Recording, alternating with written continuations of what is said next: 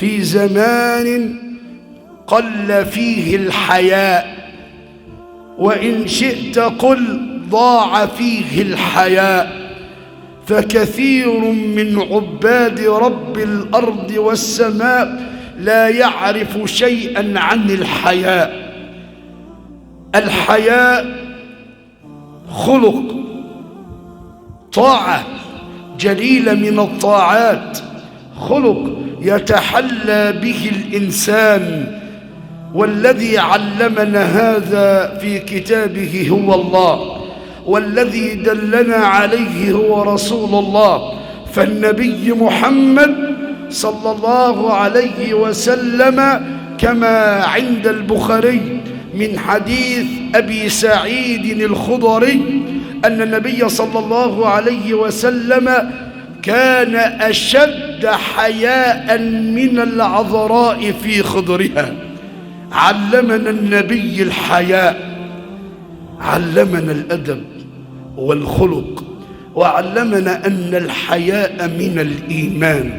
والحديث عند البخاري من حديث أبي هريرة رضي الله عنه أنه صلى الله عليه وسلم قال: الإيمان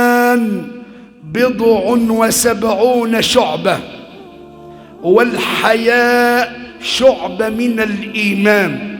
وفي رواية أخرى: الإيمان 70 شعبة، أعلاها لا إله إلا الله، وأدناها إماطة الأذى عن الطريق، والحياء شعبة من الإيمان. أنا عايزك تركز معايا وتوحد الرحمن. عايزين نعرف إيه هو الحياء، وأنواع الحياء، وإيه الغرض من الحياء. أولا الحياء هو الخجل، الخجل. والحياء ينقسم إلى نوعان: حياء فطري وهو الذي جبل عليه الإنسان، وحياء شرعي وهو بمعرفة الله تبارك وتعالى.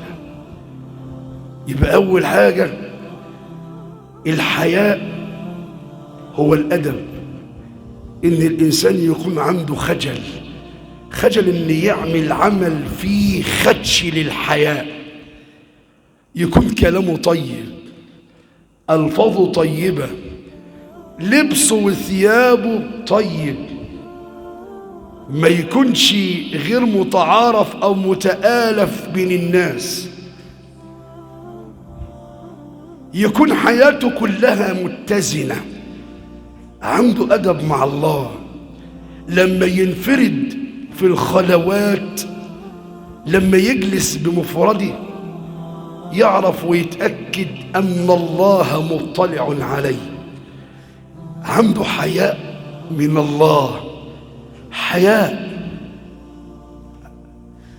عارف إن في رقيب، يبقى عنده حياء إنه ممكن ينظر إلى موقع إباحي، يدخل على موقع إباحي، عارف لا، حياء يعني أدب، خجل من الله، أن الله يراني على هذا الوضع وأنا أقلب الصفحات، أقلب المقاطع والفيديوهات لأرى التبرج والسفور، لأرى من مفاتن النساء. حياء ينفع ربنا يطلع علي وأنا كده؟